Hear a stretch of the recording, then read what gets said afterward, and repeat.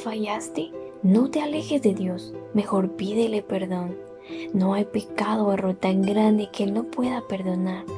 Jeremías 31:3 dice: Jehová se manifestó a mí ya hace mucho tiempo diciendo: con amor eterno te he amado, por tanto te prolongué mi misericordia. Muchas veces le fallamos a Dios y sentimos que no merecemos que nos perdone. Y muchas veces en vez de correr a pedirle perdón, solo sentimos culpa. Y es allí donde empezamos a distanciarnos de Dios, cuando realmente no deberíamos hacerlo. Él nos ama y está dispuesto a perdonarnos, pues sabe que por naturaleza somos pecadores. Él nos dio la muestra de amor más grande que jamás podríamos llegar a comprender humanamente, que fue enviar a su amado Hijo Jesucristo para que por su preciosa sangre tuviéramos remisión de pecados. Jesucristo vino a convertirse en nuestro abogado y rasgó ese velo que dividía a Dios y el hombre. Primera de Juan 2:1. Hijitos míos, estas cosas os escribo para que no pequéis. Y si alguno hubiere pecado, abogado tenemos para con el Padre, a Jesucristo el justo. No es lo mismo sentir remordimiento que arrepentimiento. Remordimiento es simplemente culpa, pero es una culpa momentánea que luego lo volvemos a hacer y hacer y hacer hasta que llega un punto en el que dejamos de sentir esa sensación. Arrepentimiento es cuando nuestra alma y espíritu se quebranta y nos redarguye, nos hace saber que le fallamos, pero que si llegamos delante de Dios, Él nos perdonará y nos ayudará a no volver a caer en lo mismo. En la Biblia hay muchos versículos que hablan sobre el perdón de Dios cuando realmente nos arrepentimos. Salmo 32:5 dice: Mi pecado te declaré y no encubrí mi iniquidad. Dije: confesaré mis transgresiones a Jehová, y tú perdonaste la maldad de mi pecado. Primera de Juan 1:9. Si confesamos nuestros pecados, Él es fiel y justo para perdonar nuestros pecados y limpiarnos de toda maldad. Entonces, ¿por qué alejarnos cuando realmente en sus muchas promesas nos dice que nos acerquemos a Él arrepentidos y nos va a perdonar? Él está dispuesto a cubrirte de nuevo con su sangre preciosa. Veremos dos ejemplos aún más claros en la Biblia sobre remordimiento de Judas el Iscariote versus arrepentimiento de Simón Pedro. Siendo los dos discípulos del Señor Jesús, ¿quién era Judas el Iscariote? La Biblia no habla mucho sobre Judas y donde se menciona es en los evangelios, pero veremos las dos importantes características de Judas. Era ladrón, Juan 12:4-6. Judas el Iscariote, que era uno de sus discípulos y que más tarde lo traicionaría, objetó: ¿por qué no se vendió este perfume que vale muchísimo dinero para dárselo a los pobres?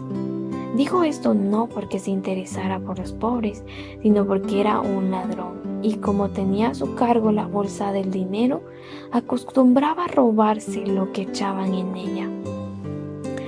Podemos analizar cómo su corazón se llenó de avaricia, egoísta, mentiroso, a pesar de que él había escuchado también las enseñanzas del Maestro. Él fue enviado a predicar el Evangelio como los otros 11 discípulos. La diferencia estuvo en el que realmente no le rindió su corazón al Señor. Por todo esto, Satanás lo utilizó para entregar a Jesús. Y fue quien traicionó a Jesús. Entonces Judas, el que había entregado, viendo que Jesús había sido condenado, sintió remordimiento y devolviendo las 30 piezas de plata a los principales sacerdotes y a los ancianos, diciendo: yo he pecado entregando sangre inocente. Mas ellos dijeron: ¿qué nos importa a nosotros? Allá tú. Y arrojando las piezas de plata en el templo, salió y fue y se ahorcó. ¿Quién era Simón Pedro? Era un pescador el cual Jesús le dijo que lo siguiera y lo haría pescador de hombres. Veamos sus características. 1. Le gustaba hablar impulsivamente. 2. Se irritaba fácilmente. 3. Actuaba sin pensar. Pero también fue el primero quien confesó que Jesús era el Cristo, el Hijo de Dios. Mateo 16:16. Respondió Simón Pedro y dijo: Tú eres el Cristo, el Hijo del Dios viviente. Cuando Jesús iba a ser entregado, le dijo que lo iba a negar 3 veces antes que cantara el gallo. Mateo 26, 31, 33 al 35 dice: Entonces Jesús les dijo: Todos vosotros os escandalizaréis de mí esta noche, porque escrito está: Heriré al pastor y las ovejas del rebaño serán dispersadas. Respondiendo Pedro le dijo: Aunque todos se escandalicen de ti, yo nunca me escandalizaré.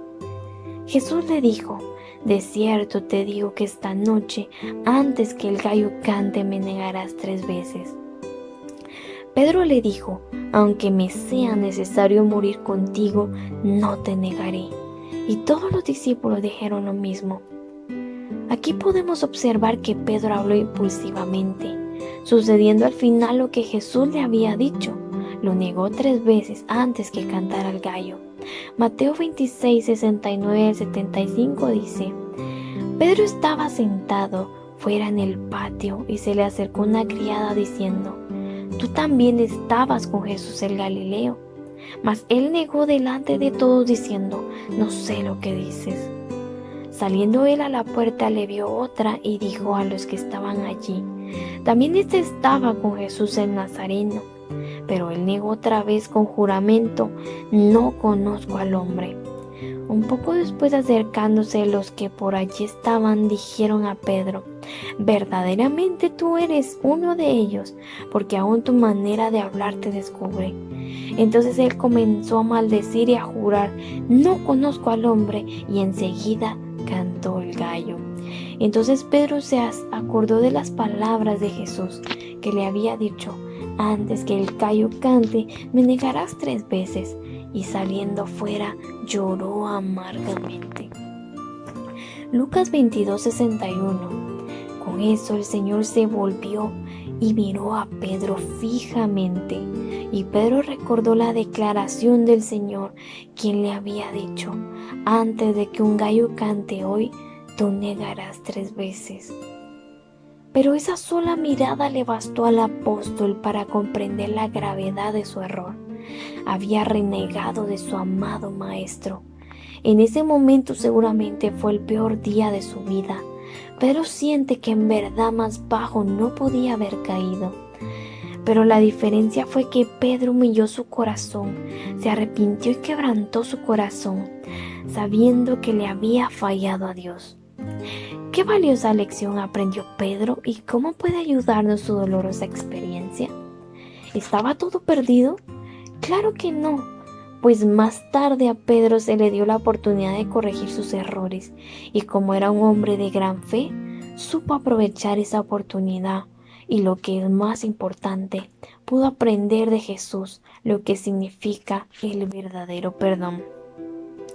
Entonces, si Dios pudo perdonar que uno de sus discípulos lo negara, Él es capaz de perdonarnos con ese amor eterno que nos ofrece.